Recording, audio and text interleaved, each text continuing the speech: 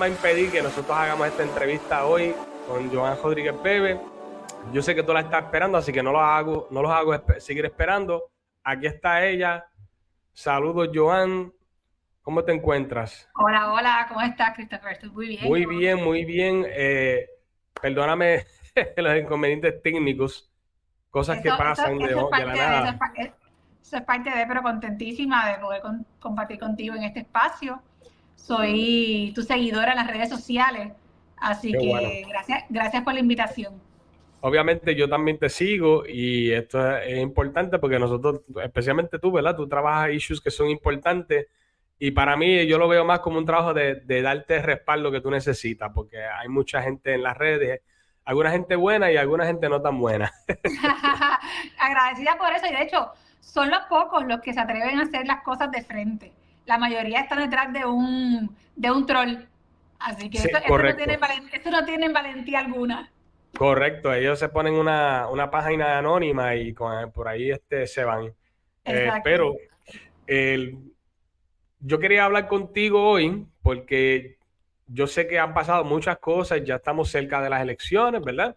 Ya lo que faltan son 4 meses, como 4 meses. Julio, agosto, septiembre, octubre. Bueno, sí, 4 meses. Sí, 4 meses, eso se va así, rapidito. Eso es así. Y yo quería hablar contigo acerca de tus experiencias en el Senado, porque tú eres nueva en el Senado, este es tu primer cuatrenio en el Senado, y obviamente sabemos que vas a revalidar para otros 4 años más, pero quería que tú me expresaras un poquito de cómo te ha ido, cómo tú has encontrado este asunto de estar en el Senado por primera vez y cómo tú calificas la experiencia. Bueno, en términos generales, siempre digo que ha sido una experiencia positiva. La verdad es que yo puedo decir que fui con muy pocas expectativas, porque Ujú. realmente yo no sabía en la práctica cómo operaba el día a día en la legislatura, porque no tenía ninguna experiencia, o sea, ningún bagaje absoluto, o sea, en lo más mínimo, Ujú. en el terreno político hasta que llegué. O sea, que básicamente fue como tirar a una persona a una piscina sin saber nadar y tener que aprender a nadar para sobrevivir. Sí, Literalmente, así fue. Así que yo creo que no perdí mucho tiempo aprendiendo. Aprendí bastante rápido cómo era la dinámica parlamentaria, cómo era que se movían las cosas allá adentro, qué hacer, cómo hacerlo mejor, con quién hablar, con quién negociar, porque también parte de sí, trabajo legislativo implica mucha negociación en el buen sentido de la palabra negociación. ok, Muchas veces a veces se asocia a negociar con ceder tal vez principios o valores, ¿verdad? Y no necesariamente. Hay negociaciones que son necesarias y que precisamente abren paso a un diálogo y a la posibilidad de lograr cosas mejores, tal vez no claro. perfectas, pero buenas. Ujú, ujú. Así que bueno, aprendí rápidamente el modus operandi y en términos generales puedo decir que el resultado de la gestión legislativa que llevamos a cabo desde el Senado fue positiva. Fue muy positiva. Para que ustedes tengan una idea, aunque ciertamente el trabajo de un legislador no se puede medir solamente a base de la cantidad de proyectos de ley presentados o que se hayan convertido en ley. Ujú. Pues por múltiples Sí, factores, pero ciertamente también es parte de la conquista, de los logros alcanzados. Y sí. sobre ese aspecto particular de lo que es toda la labor legislativa, que como ya dije, implica mucho más, pues yo estoy muy satisfecha con el hecho de que culminada esta sesión, se termina, puedo decir que se aprobaron y se convirtieron en ley 15 proyectos en los que soy autora, y 6 proyectos en los que soy coautora. Ujú. Así que verdaderamente para ser una sola legisladora hasta el momento, porque esperamos en noviembre que seamos más los Ujú. senadores y representantes de Proyecto de Dignidad, porque podemos tener mayoría si el país lo decidiese. Ujú. Por lo menos en el Senado podríamos ser 15. Así que Sí. ahí habría una mayoría legislativa. Este, pues tengo que decir que verdaderamente para hacer mi primer cuatrenio, para hacer una sola en el cuerpo, creo Ujú. que los resultados desde ese punto de vista son muy positivos, máxime tratándose de una legislación variada, atendiéndose muchísimos temas, entre ellos temas de educación, temas de salud, temas de corrupción, temas de abuso sexual, temas de familia, adopción, energía, entre otros. Así que yo invito al público a que naveguen por mis redes sociales para que conozcan en detalle, ¿no?, del trabajo realizado, porque es un trabajo amplio. Y bueno, desde ese punto de vista, pues puedo también decir que contenta con no solamente lo que logramos hacer desde el punto de vista de la ofensiva legislativa, sino también desde la defensiva, es decir, todo aquello que logramos detener y que eran medidas, tanto en el campo social como económico, que eran en detrimento del país. Que eso es otra versión, ¿no?, del trabajo legislativo, que tal vez no se puede cuantificar de la misma manera, pero que es un trabajo imprescindible. Detener lo que es malo es un trabajo fundamental. Yo quería hablar contigo sobre eso porque hace como una semana salió un artículo en El Nuevo Día donde unos analistas dijeron que la entrada de partidos nuevos y legisladores independientes había hecho que el proceso legislativo fuera floja, o sea, que no se había hecho suficiente producción de leyes nuevas, ¿no? Yo soy de las personas que yo pienso que en cuanto a leyes, a veces más es peor, a veces menos es mejor.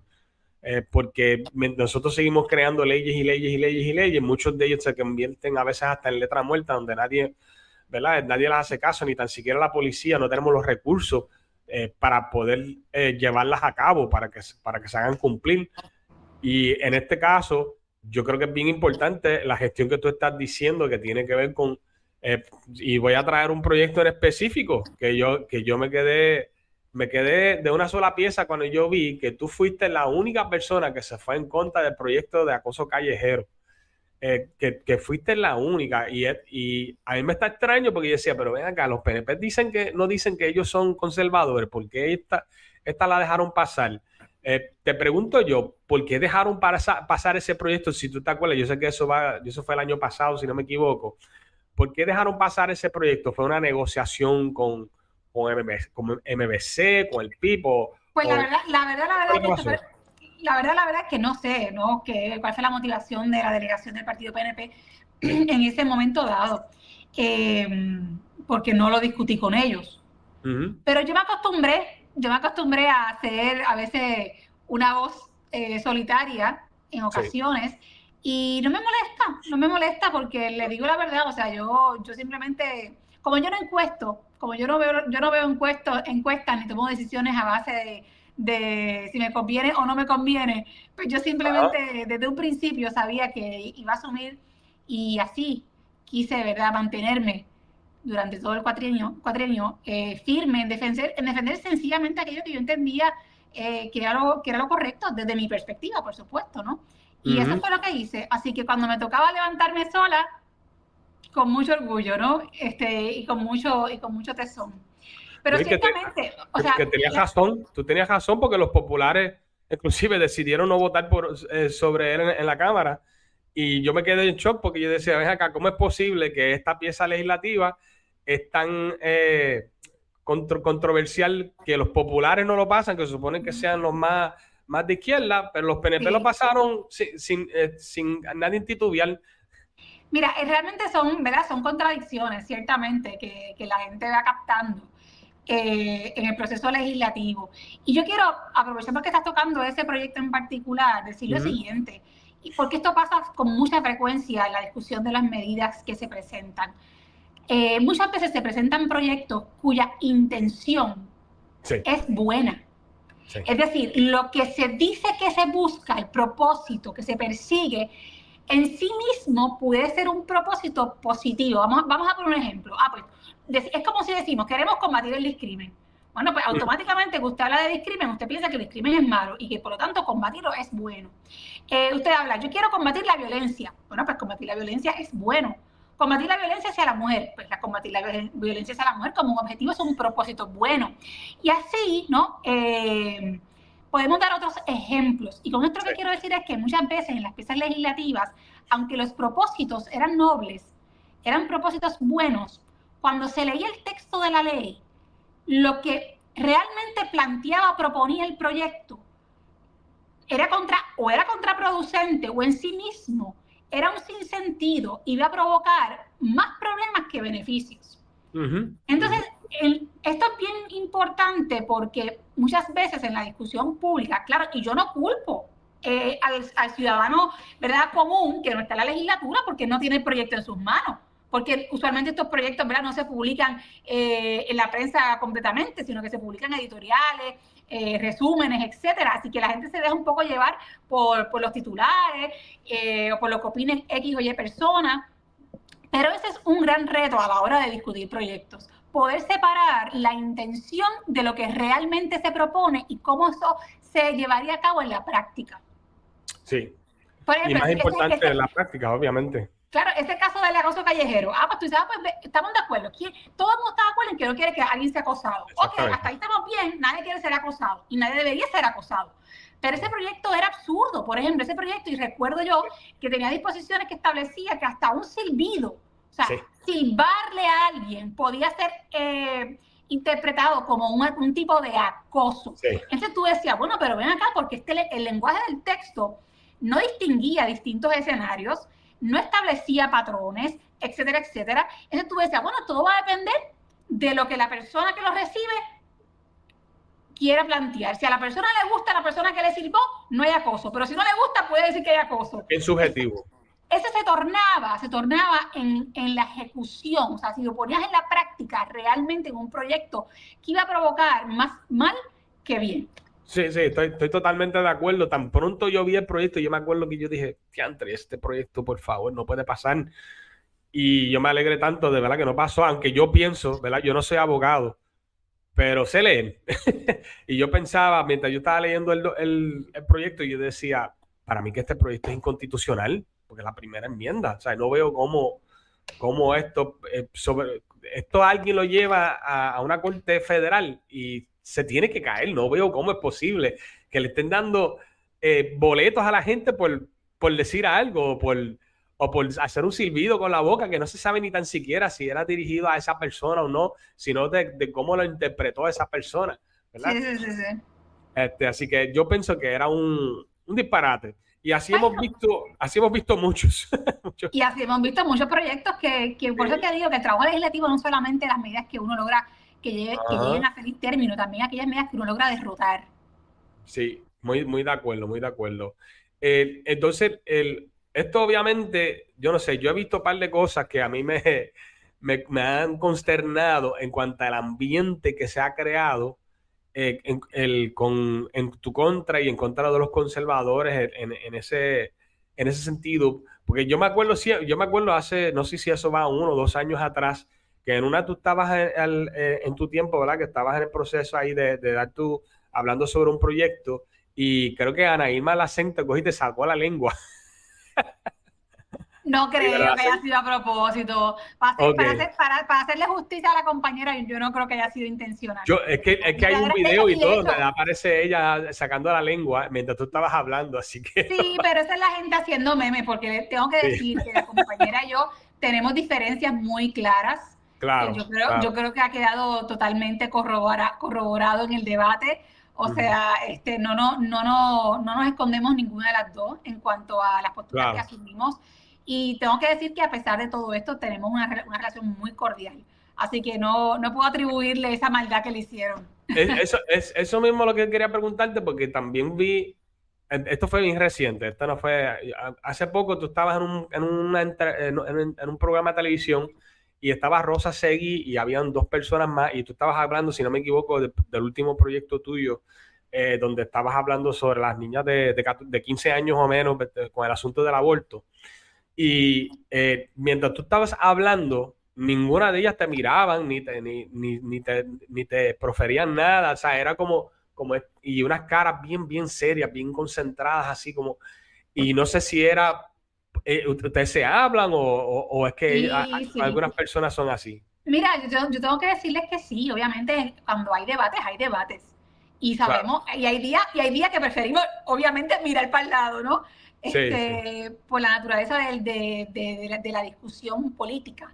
Pero en términos generales, yo tengo que ser sincera, o sea, y comentarle que el trato, por lo menos el trato en el espacio de trabajo, Sí, ha sido un trato de partes y partes respetuoso, a ok, pesar de los debates álgidos que hayamos podido tener. Y eso por claro. lo menos es así en el intercambio allí en la legislatura. No puedo decir lo mismo de otros espacios, como lo son las redes Exacto, sociales. O sea, en las claro, redes sociales la cosa cambia por completo y ahí por vemos completo. obviamente dinámicas que son realmente enfermizas, que son tóxicas y que nada son conducentes a el respeto de la pluralidad social. Y eso Sí, es lo que estamos viendo y de hecho es una de las cosas que a mí más me preocupa, como, no solamente como senadora, que me preocupa como ciudadana. Y me preocupa francamente la intolerancia a sí. la disidencia, la Ujú, intolerancia a la posibilidad de pensar distinto, la sí, intolerancia que usted pueda expresar un punto de vista distinto a lo que es en lo políticamente correcto o el discurso político dominante. Y ese nivel de intolerancia que se traduce realmente en hostilidad, se traduce en aversión hacia las personas, se traduce en personalismos, se traduce en violencia verbal, se puede ujú, traducir en violencia física. Me parece altamente preocupante, venga de quien venga, venga de la derecha o venga de la izquierda. O sea, es claro, condenable desde cualquiera de los espectros que se esté analizando esta dimensión, ¿no? Y eso claro, es algo que a mí particularmente me preocupa como sociedad, sí, porque vamos viendo cómo se va perdiendo la capacidad de dialogar y la capacidad de debatir. Y sí, es, y le digo, es preocupante por demás, porque si queremos realmente hablar de la defensa de un sistema democrático, tenemos por naturaleza, por lo que implica la propia democracia, que aprender a convivir con la pluralidad social. claro, Eso no claro. quiere decir que vamos a dejar las distintas facciones de buscar convencer a la mayoría de escoger un camino u otro ante las diferentes coyunturas que se nos enfrenten. Obviamente, ciertamente eso es parte de la dimensión. Lo que no puede ocurrir de ninguna manera es que el grupo alguno trate de imponer Ujú, por la fuerza del Estado una forma exacto, única de pensar o de actuar. Y eso es correcto. verdaderamente un asunto que obviamente tú lo conoces muy bien, que ocurre no solamente en Puerto Rico, sino que está ocurriendo en otras partes del mundo. Y a ese tipo de conducta, a ese tipo de avalancha impositiva, yo le he estado haciendo frente desde el trabajo legislativo. Sí, pues, ahora que tú me lo traes, quería traerte, pues, obviamente, otro asunto que pasó, que fue el de Pedro Julio Serrano, que dijo que él quería eliminar a PD, así mismo.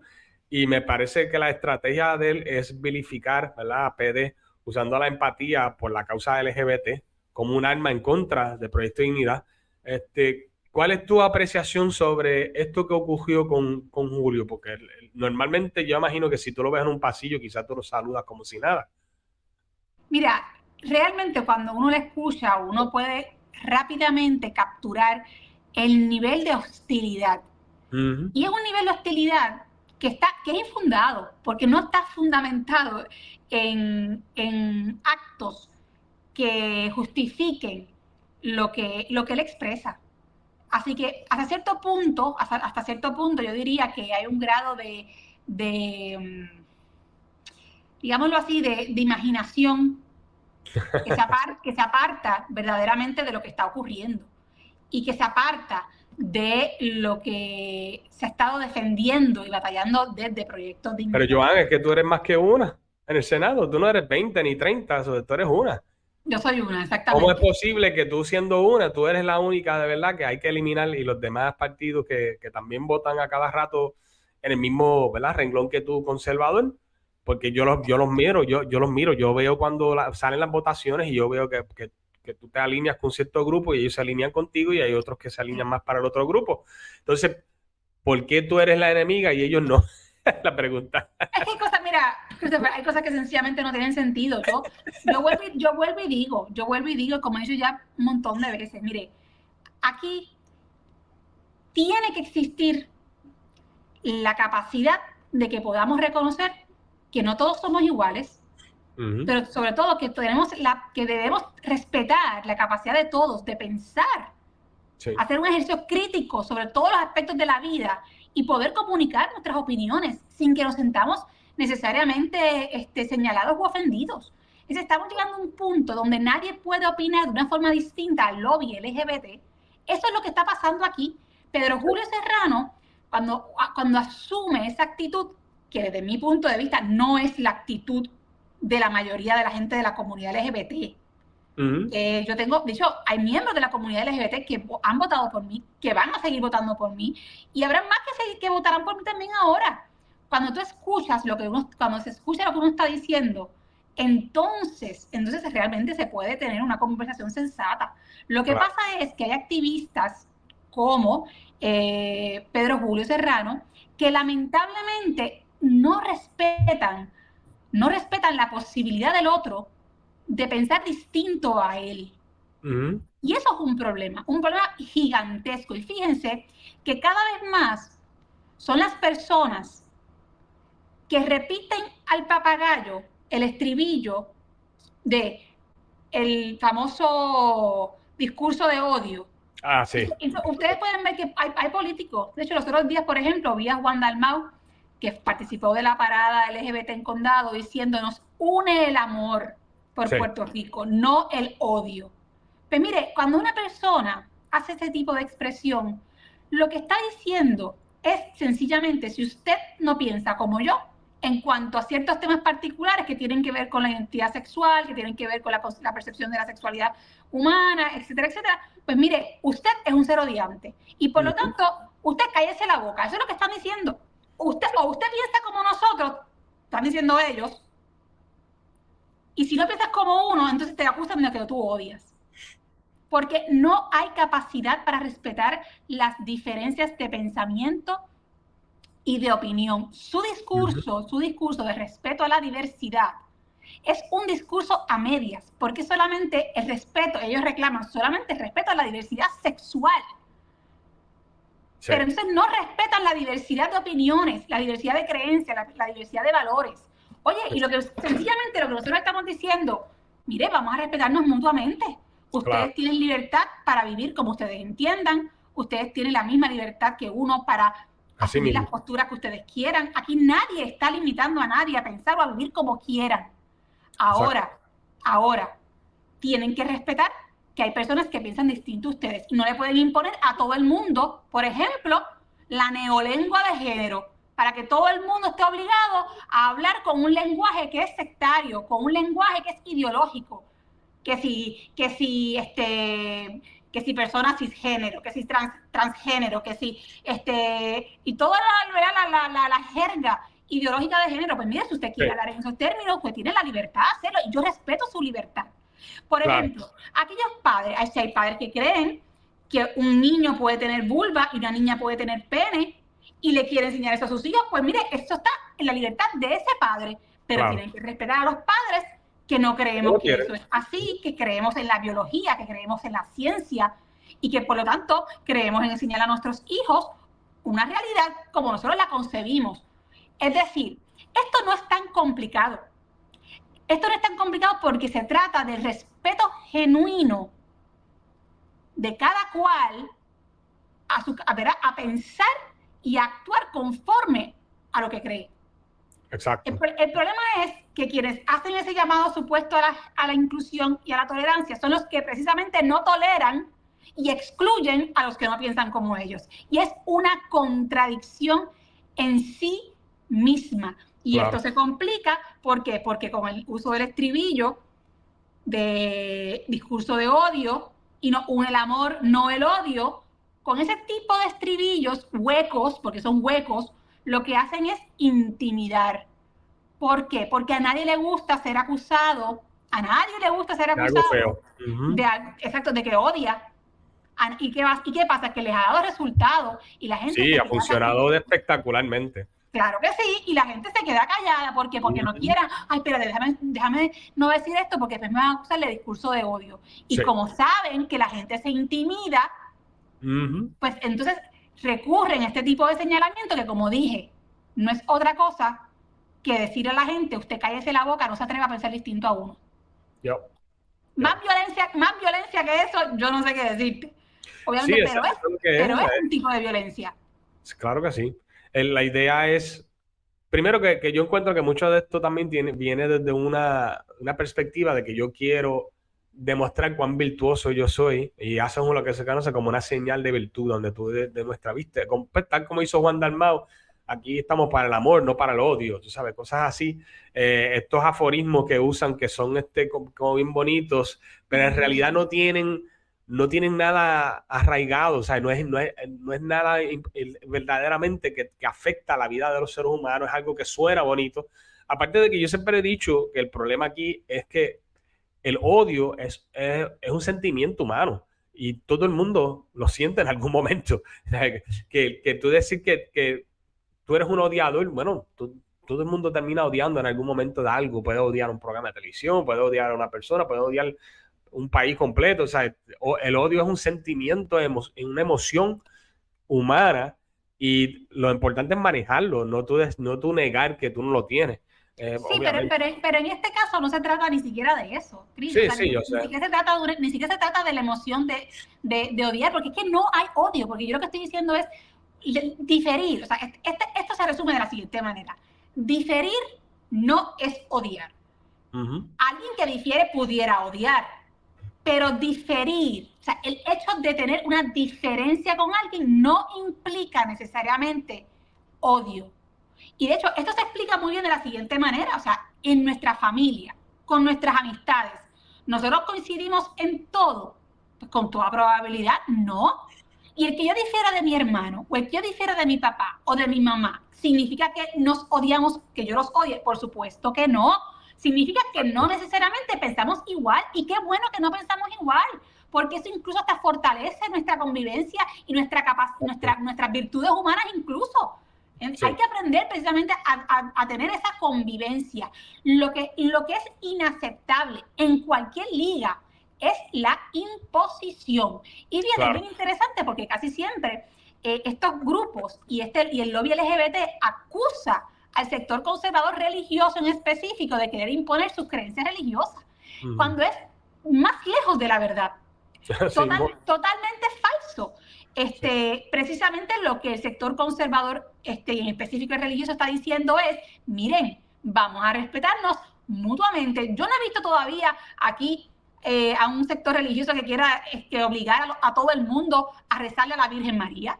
Yo no he visto aquí a un sector religioso que quiera obligar que la gente tenga que ir a la iglesia a rezar. Yo no he visto aquí a un sector religioso que quiera obligar a la gente a hablar con los términos dogmáticos de X o Y iglesia en Puerto Rico.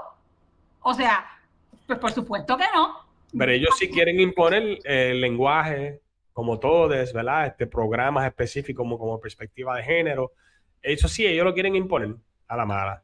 Y ahí donde yo te doy la razón totalmente, porque por ejemplo, en ningún momento se ha presentado un proyecto para decir, mira, de ahora en adelante, pues la Biblia se tiene que leer en todas las escuelas de Puerto Rico. Imagínate una cosa como esa. Y si fuera así, nosotros mismos nos opondríamos, porque entenderíamos que no es lo correcto, que no es lo prudente. Porque hay muchísimos cristianos que no estuvieran de acuerdo con eso. Exactamente, porque sería imponerle a otro sobre su voluntad unas creencias subjetivas y sectarias, y eso es contrario a la libertad del individuo, que es un elemento esencial que siempre debe ser salvaguardado. Claro, claro. Y ahora que estamos hablando de ese tema, yo me acuerdo en las elecciones del 2020, especialmente pasó mucho con César Vázquez, cuando él iba a los debates, siempre había alguna moderadora, casi siempre, que se le iba en contra a César y le tenía como una cosa, y siempre llegaba la pregunta acerca de perspectiva de género. ¿Tú crees que ya con estos 4 años que han pasado, que el Proyecto de Dignidad se ha distinguido más, tú misma te has distinguido, tú has ido a la televisión ya, tú tienes que haber perdido la cuenta cuántas veces ya tú has ido a televisión y a radio y a podcast y aquello, lo otro, y como que ya ese discurso de que todo lo que tú digas que va en contra de perspectiva de género, ¿tú crees que todavía la gente están como que, esta gente son malas por esto? ¿O tú crees que eso todavía le van a dar duro ahora a Javier cuando vengan los próximos debates? Todavía falta, todavía queda, sí, definitivamente. Y la realidad es que es bastante constatable cómo la mayoría también de los medios y sus líneas editoriales están a favor de la imposición de la llamada perspectiva de género en todos los ámbitos, no solamente el educativo. Así que a mí no me extrañaría que también en este periodo electoral, pues este sea otro tema neurálgico y que obviamente se confronte a los distintos candidatos con este tema. Wow. Yo sí te puedo decir que me da la impresión, no tengo forma de corroborarlo, pero me da la impresión que es cada vez más la ciudadanía, aquí ya estoy hablando no de la prensa, sino del ciudadano, se ha dado cuenta y ha podido distinguir realmente lo que significa o lo que implica esa llamada perspectiva sectaria e ideológica sobre la sexualidad. Y yo creo que ya, ¿verdad?, el país ha ido abriendo los ojos, no solamente por las discusiones internas aquí a nivel de Puerto Rico, sino además también porque la gente cada vez está más conectada con lo que ocurre en otras partes del mundo y por lo tanto se van enterando y van escuchando diferentes podcasts, diferentes discusiones políticas en otras partes del planeta y ¿verdad?, también a diferentes exponentes que hablan y que obviamente pues defienden las libertades individuales alrededor del mundo. Y yo creo que todo eso ha contribuido a que cada vez más la mayoría de la gente pueda distinguir lo que está ocurriendo. Ok, pues vamos a ver, yo ¿verdad? Tengo mucha esperanza que en estos próximos debates que vengan por ahí, que Javier salga muy bien, lo veo, por cierto, lo veo mucho más agresivo que inicialmente. Yo creo que él, una vez que se acabaron las primarias del PNP y el Partido Popular, como que se puso las pilas, y eso está bien interesante. De una vez te pregunto, porque junto con ¿verdad? Ese ímpetu ahora de Javier, hemos visto a un Tomás Rivera Chats ir en contra de Javier Jiménez en el día de hoy mismo y ha ido en contra tuya. ¿Te sorprende en algo esto? No me sorprende, obviamente cada cual tiene su estilo. El senador Tomás Rivera Chats tiene un estilo bastante agresivo, si pudiésemos decir.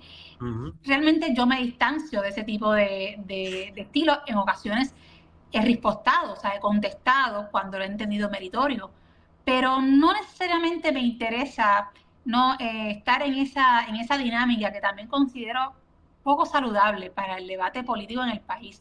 O sea, miren, verdaderamente, eso no ayuda en nada, eso puede entretener y puede en algún momento generar algún tipo de, ¿verdad?, de tráfico en las redes sociales y la gente se entretiene en el momento, pero más allá de eso yo no considero que sea una dinámica positiva y en ese aspecto, como dije, si bien en ocasiones es meritorio, ¿no?, una respuesta, la verdad es que no debería ser la norma y de mi parte, o sea, yo trataría de distanciarme de ese tipo de estilo que verdaderamente no es fructífero. Obviamente lo que sí estamos viendo desde el punto de vista de análisis político es un partido PNP que realmente está preocupado por el desarrollo y el crecimiento del Proyecto Dignidad. Van a tratar de dar la impresión de que esto no es así y de minimizar, como ha estado tratando de hacer, de minimizar el impacto que ha tenido el surgimiento del Proyecto Dignidad. Pero imagínense si están preocupados que siendo solamente una senadora y una representante, básicamente el PNP no se saca de la boca a Proyecto Dignidad. No. O sea, hablan constantemente de Proyecto Dignidad. No solamente hablan, mire, si usted entra a la página de la candidata a la gobernación del PNP, usted va a ver que hasta los colores de ropa literalmente son turquesa en la mayoría de las ocasiones. O sea, es una cosa que hay que decirlo, porque es que estas cosas no son fortuitas. O sea, todo esto es estrictamente coordinado y planificado.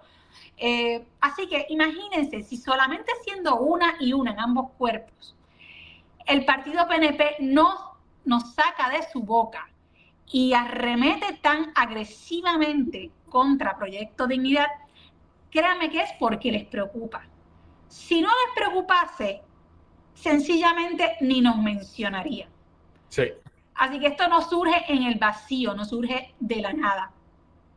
Lo que desde mi punto de vista, si lo analizamos estrictamente desde esa vertiente, pues resulta positivo, porque quiere decir que hemos hecho mella, quiere decir que el trabajo ha rendido frutos y quiere decir que se dan cuenta que cada vez son más los que ven al partido PNP, que no los ven como una opción y que ven a otras estructuras, incluyendo a Proyecto Dignidad, como una opción de triunfo ahora en noviembre.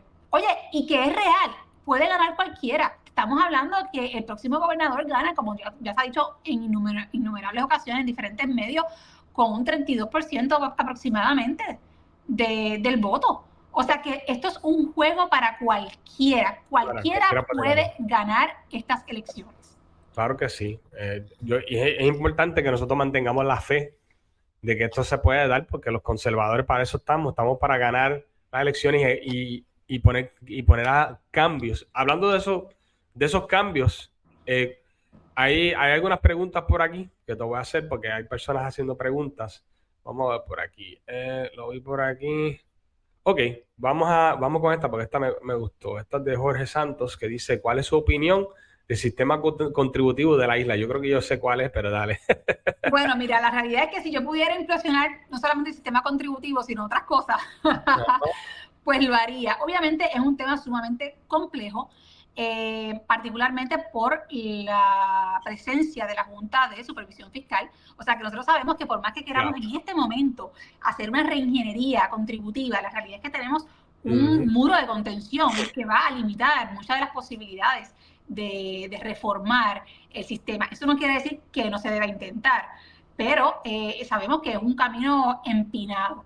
Así que yo tengo que decir que obviamente a mí me gustaría que fueran posibles la consecución de distintos tipos de cambios al sistema contributivo. Obviamente me encantaría decirte que quisiera que se redujeran las contribuciones de los individuos, pero no lo puedo decir con una varita mágica. Eso requiere realmente una discusión seria. Sí pienso que hay cosas que se pueden hacer y que son sencillas, que tal vez no implican tanta complejidad, pero que a nivel procesal realmente sí tendría un impacto positivo, sobre todo en el comerciante. Por ejemplo, yo propuse en este cuatrenio un proyecto para simplificar el modo del pago de la patente municipal.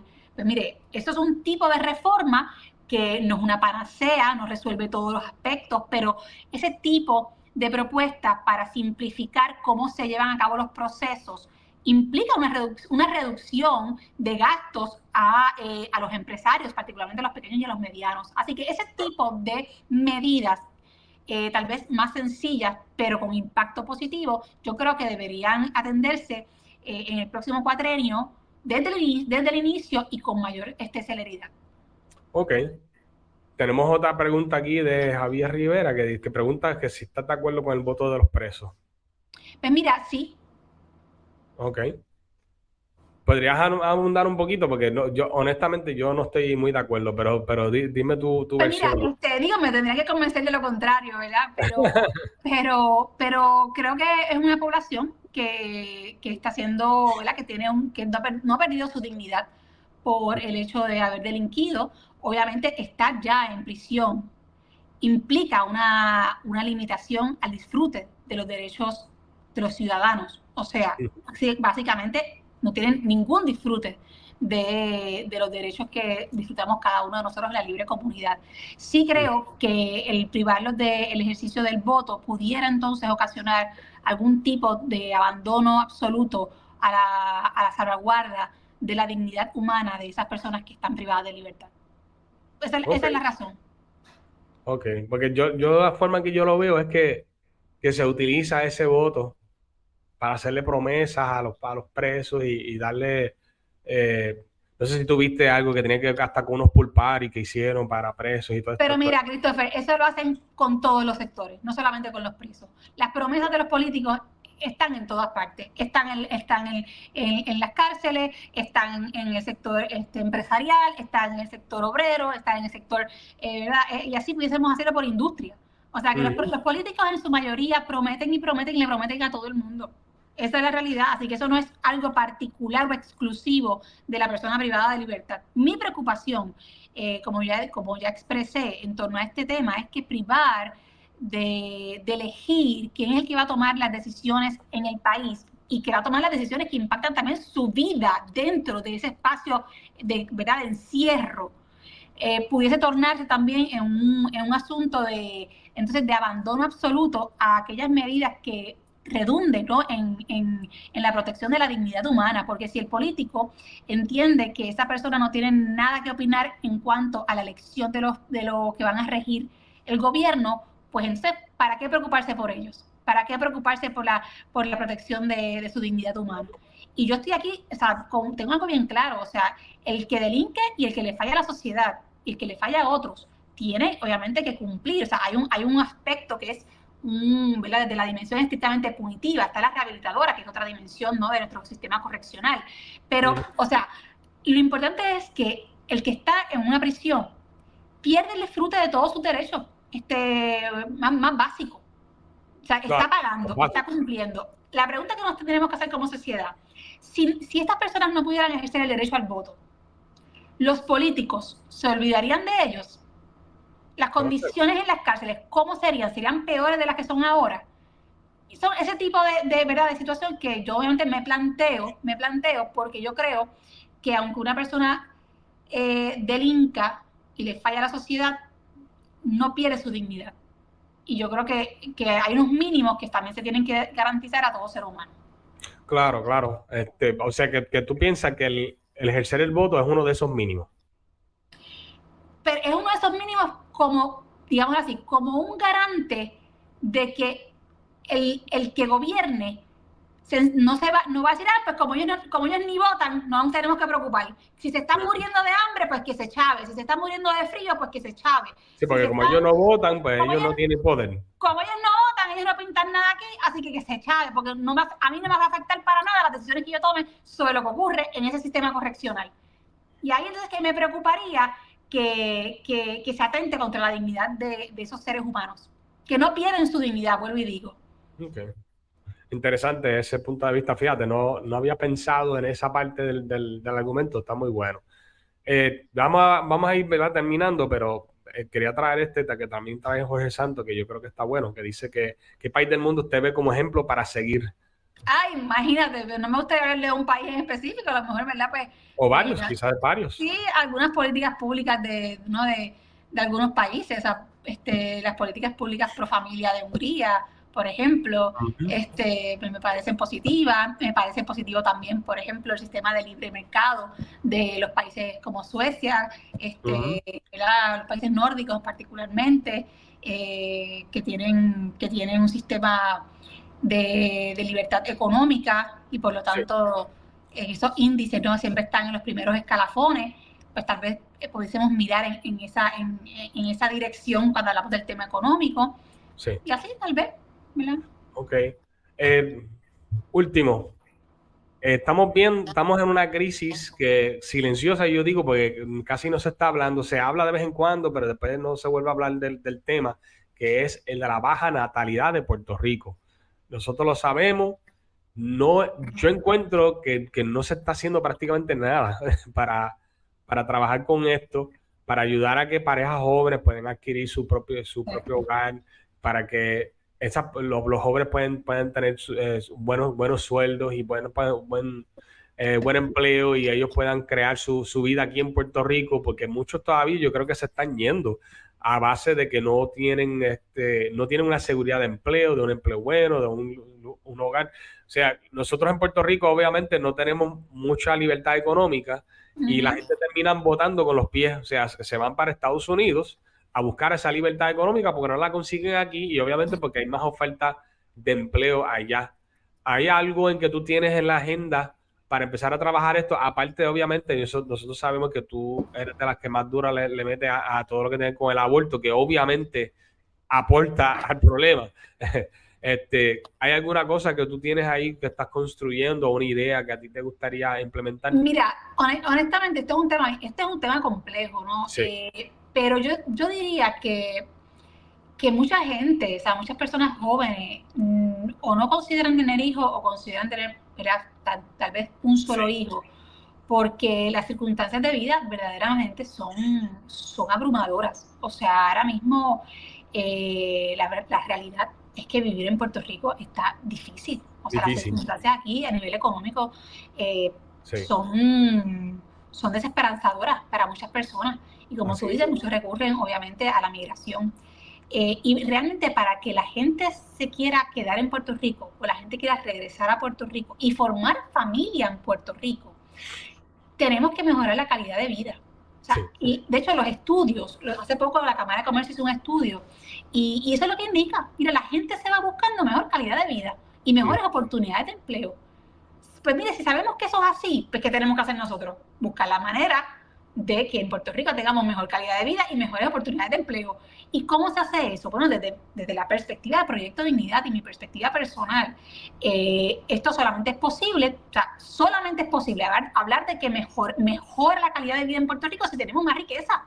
O sea, no podemos hablar de mejorar la calidad de vida en Puerto Rico si no tenemos más riquezas que permitan precisamente que la gente tenga mejores condiciones de vida y que incluso el gobierno tenga tenga más recursos para ofrecer mejores servicios.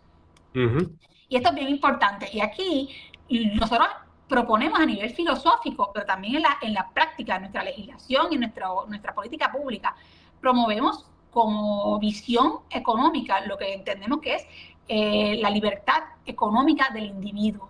Nosotros creemos que el gobierno debe intervenir lo menos posible o intervenir cuando sea verdaderamente necesario en la actividad económica privada productiva. ¿Para qué? Para dejar que los seres humanos puedan florecer, que sus talentos puedan surgir y alcanzar su potencial. Nosotros creemos verdaderamente que que mientras más ciudadanos sean exitosos, más exitoso va a ser el país a nivel general. Y por lo tanto, el gobierno, lejos de ser un entorpecedor y un empobrecedor del ciudadano, debe ser un facilitador.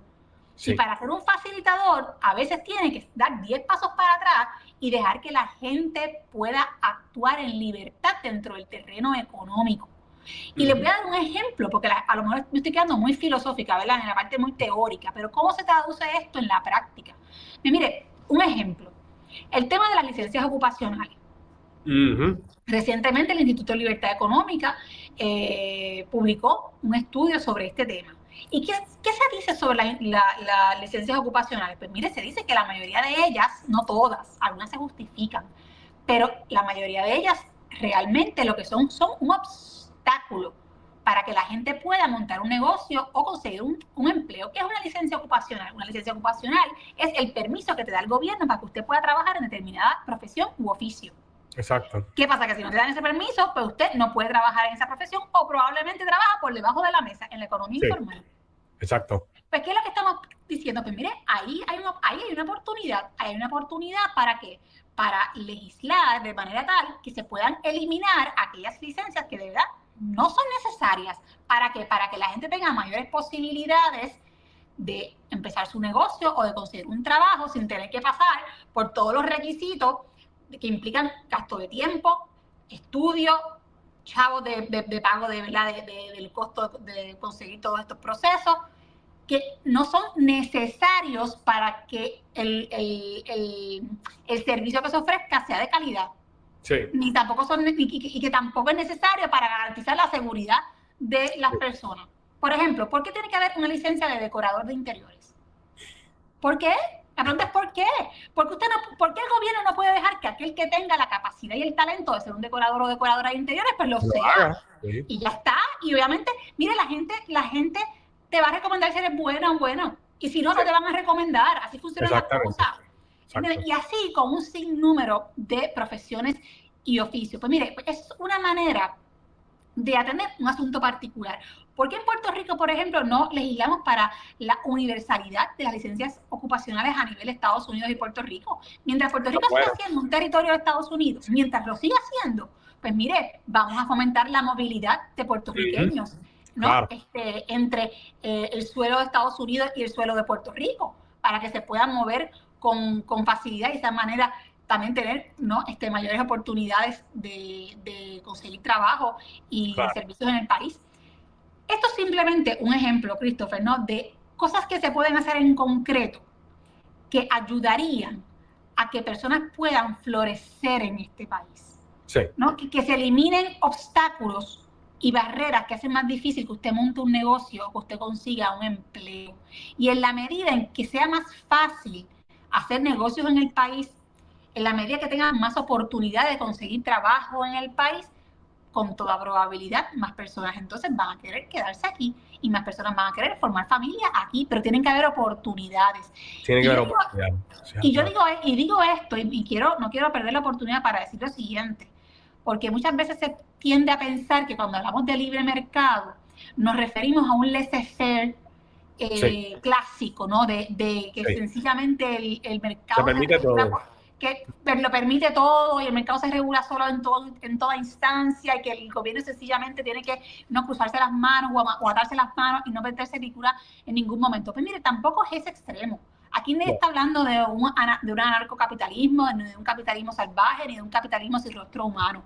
De lo que se está hablando es de un capitalismo y de un libre mercado donde realmente el gobierno tenga un rol interventor cuando se justifique, cuando sea verdaderamente imprescindible. Imprescindible. Eso es lo que se quiere decir, pero no es que el gobierno deje de tener un rol importante. Ahora, para que el gobierno pueda ser exitoso, el gobierno necesita que los ciudadanos sean exitosos. Exacto. El gobierno necesita que los ciudadanos generen riqueza. Y quien genera riqueza no es el gobierno, es el sector privado productivo. Ese es el sector que genera las riquezas de un país. Por lo tanto, en la medida que el gobierno facilita que el sector privado productivo genere riquezas, lo que está logrando es poder también allegar fondos suficientes para que el gobierno entonces pueda ofrecer los servicios necesarios, particularmente a aquellos vulnerables que de verdad necesitan asistencia del gobierno. Pero no se puede hablar de un gobierno asistencialista, de un gobierno solidario, de un gobierno que ayude al que de verdad está en una situación de necesidad y de vulnerabilidad, no es al vago, sino al que de verdad lo necesita. No se puede hablar de un gobierno que sea efectivo en ese rol si no se habla primero de cómo se va a generar las riquezas por el sector privado productivo. Y para que ese sector privado productivo pueda generar esas riquezas que van a redundar en un beneficio para el país, el gobierno tiene que, de verdad, dejar que la gente haga lo que le toca y facilitarle a la gente el poder emprender. Gracias por traer eso, porque esa es la lucha mía casi a diario en las redes, porque hay un montón de personas que están enamorados de la idea de un plan universal de salud o un pagador único, de hacer una planificación de estas, donde el mismo gobierno crea empresas, algo que ha salido muy raras veces en la historia, pero ha funcionado en un par de países como Corea, pero no es algo que funciona a cada rato, ¿no?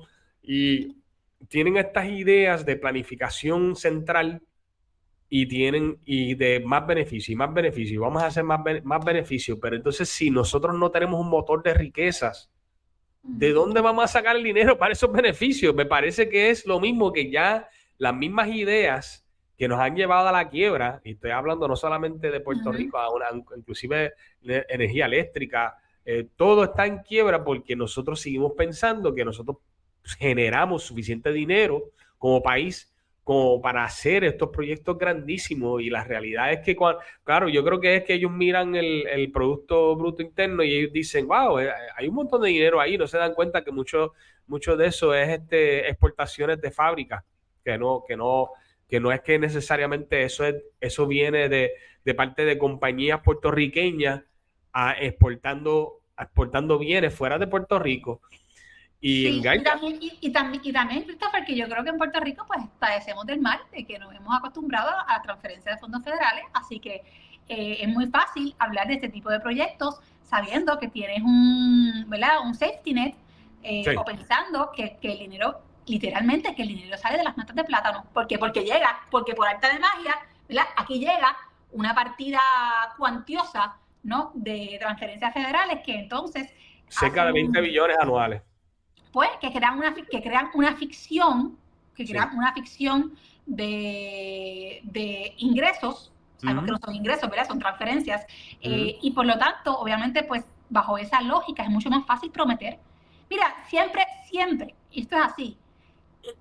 Al político se le hace fácil prometer lo que no produce, lo que no es de él. O sea, esa es la realidad.